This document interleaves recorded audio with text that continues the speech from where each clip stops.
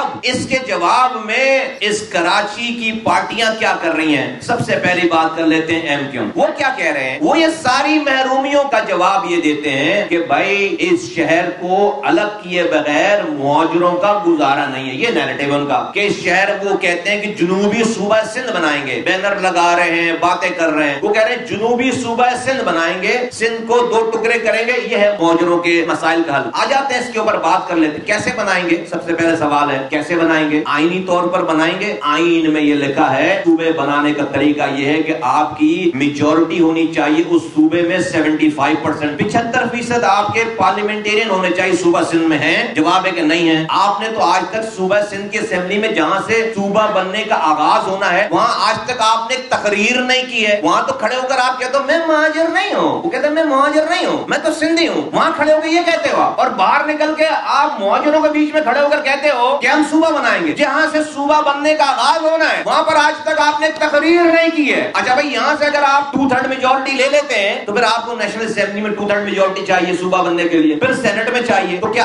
آئینی طور پر آپ نے اس کی ابتدا بھی کی ہے؟ بنا سکتے ہو؟ جواب ہے کہ نہیں۔ اچھا بھائی آپ اپنی اسٹریٹ پاور مسل سے لڑ کر بنانے والا آپشن دیکھ لیتے ہیں۔ آپ کے ساتھ جو لوگ ہیں جو آپ کے سینئر رہنما ہیں انہوں نے 20 سالوں میں مہاجر نوجوانوں کا قبرستان بنا دیا مار مار کے۔ جو آج مہاجروں کے کرتا دھرتا بنے ہوئے انہوں نے تو 20 سالوں تک 19 جون 1992 سے لے کر 2011 تک الطاف حسین سے معافی مانگ کے ایم کیو میں واپس آنے تک آپ نے اپنے ہاتھوں سے سارا مہاجر نوجوان تو مار دیا، شودہ قبرستان بنا دیا۔ اب کون ماں ہے جو اپنے مہاجر بیٹے کو تمہارے نام پر قربان ہونے کے لیے بھیجے گی؟ مجھے بتاؤ کون میری بہن ہے، کون میری بیٹیاں جو اپنے باپ کو اپنے بھائی کو تمہاری شکلوں کے اوپر جس نے 10-10 ہزار مہاجر نوجوان مار دیا تمہاری شکلوں پر اب یہ دوبارہ تمہارے اس مہاجر نعرے پہ قربان ہونے کے لیے بھیجے گی؟ اور پھر ہم نے آ کر مہاجر نوجوانوں کو سمجھا دیا، ان کو راستہ بتا دیا، تو آج تو مہاجر نوجوان تمہارے لیے گولی کھانے کے لیے تیار نہیں ہے۔ کھا لی اس نے گولی، دے دی قربانی، اس کی قربانیوں کے نتیجے میں تم بلینر بن گئے، تم ارب پتی بن گئے۔ تم نے اس کی قربانیوں کو قوم کے لیے استعمال نہیں کیا،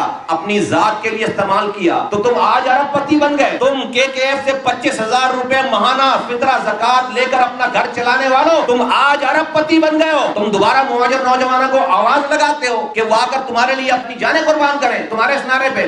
تمہارا میئر تھا 4 سالوں تک، اس نے 50 ارب سے زیادہ پیسے خرچ کیے، تمہارے میئر، تمہارے چیئرمین، تمہارے UC ذمہ داروں نے۔ تو جہاں جہاں تم تھے وہاں سے کچرا ہی اٹھا لیتے۔ 20 گلیاں لیاقت آباد کی میں دیکھ کر آیا ہوں جہاں پر 8-8 فٹ کچرا ہے 10 سالوں سے۔ تمہارا کونسلر، تمہارا UC چیئرمین، تمہارا MPA، تمہارا ڈسٹرکٹ چیئرمین، تمہارا میئر، تمہارا MLA آج بھی لوگوں کے گھروں میں گیس کی لائنیں لیک ہو کر پھٹ رہی ہیں، بچے ہلاک ہو رہے ہیں۔ تمہارے پاس جو مہاجروں نے طاقت دی تھی آج بھی دے رکھی ہے، تم نے اس کا کیا استعمال کیا؟ پہلے اس کا تو حساب دو۔ اور یہ شہر پیپلز پارٹی کے ہاتھوں کس نے بیچا ہے؟ جب الطاف حسین جس کو تم 22 اگست تک مانتے تھے ہمارے آنے کے باوجود، ہمارے سمجھانے کے باوجود، جب وہ اپنی بیوی کے طلاق کے مسئلے کو پیپلز پارٹی کے وفاقی وزیروں سے حل کرائے گا تو مجھے بتاؤ اس پیپلز پارٹی سے حقوق کون لے گا؟ اپنی بیوی نے جو اس پہ الزام لگائے تھے، اپنی طلاق کے لیے جو پیپر جمع کرائے تھے، اس کے لیے فاروق نائک اور وفاقی وزیر داخلہ رحمان ملک کو زرداری صاحب سے کہہ کر 2009 میں لندن میں بلا کر تم طلاق کے مسئلے کو حل کرا رہے ہو۔ اس پیپلز پارٹی سے تم حقوق لے ہوئے، ان کے پاس سارے ڈاکومنٹ ہیں تمہارے کارناموں کے۔ پھر 2012 میں الطاف حسین صاحب اسی وفاقی وزیر داخلہ، پیپلز پارٹی کے وفاقی وزیر داخلہ کو بٹھا کر بتا رہے ہیں کہ میں 22 سالوں سے رو سے پیسے لے رہا ہوں، پکڑا گیا ہوں، بچاؤ، میں تمہارا کولیشن پارٹنر ہوں۔ بچایا انہوں نے، لیکن پوری قوم گروی رکھوا دی، سارے مہاجروں کو گروی رکھ دیا۔ 5 دفعہ حکومت سے ڈرامے بازی کرنے کے لیے 2018 سے 2015 تک باہر آتے تھے، پھر اندر جاتے تھے۔ اس لیے کہ باہر آتے تھے لوگوں کے پریشر میں، اندر جاتے تھے رحمان ملک کی کال پہ کہ بھائی آپ کا کیس ہے، آپ پھنس جائیں گے، اندر چلے جاتے تھے دوبارہ۔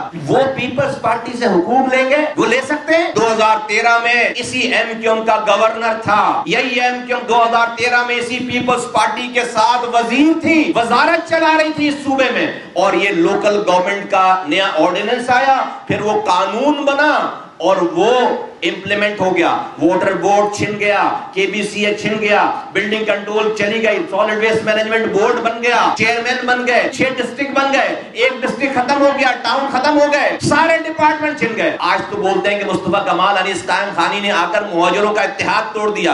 तो मैं तो 2013 में नहीं आया था, अनीस कायम खानी तो नहीं आया था, 9-0 खुला हुआ था, तुम्हारा गवर्नर था, तुम्हारे एमएनएस थे, तुम्हारे एमपीएस थे, तुम्हारे सेक्टर इंचार्जेस थे, तुम्हारे लड़के थे, बंद करना था ना शहर, इख्तियार चले गए थे, बंद करना था ना शहर, बंद किया, हड़ताल की। तुम तो हड़ताल करने वाली पार्टी हो भाई, तुमने हड़ताल करके शहर बंद कराया? नहीं कराया। चोरों के साथ मिलकर तुमने अपने हाथों से इस घर को लुटवाया है। तुम कैसे हड़ताल की कौल दोगे? अल्ताफ हुसैन का शनाख्ती कार्ड नहीं मिले, लंदन में हड़ताल होती है, यहाँ शहर पूरा छिन जाए, एक हड़ताल नहीं है, कोटा सिस्टम पे एक हड़ताल नहीं है, जॉब ना मिलने पे एक हड़ताल नहीं है। आज उन्हीं की बकाया जात ये वाली एमक्यूएम आज फिर अपने मेयर की करप्शन को छुपाने के लिए, अपने लीडरों की करप्शन को छुपाने के लिए, अपने आप को बचाने के लिए आज फिर मुहाजिरों को इस पीपल्स पार्टी की अकरबा परवरी की वजह से, तासुब की वजह से फिर मुहाजिरों को, नौजवानों को गलत रास्ते पे लगाकर अपनी दुकान खोलना चाहते हैं, सूबे का नारा लगाकर इस कौम को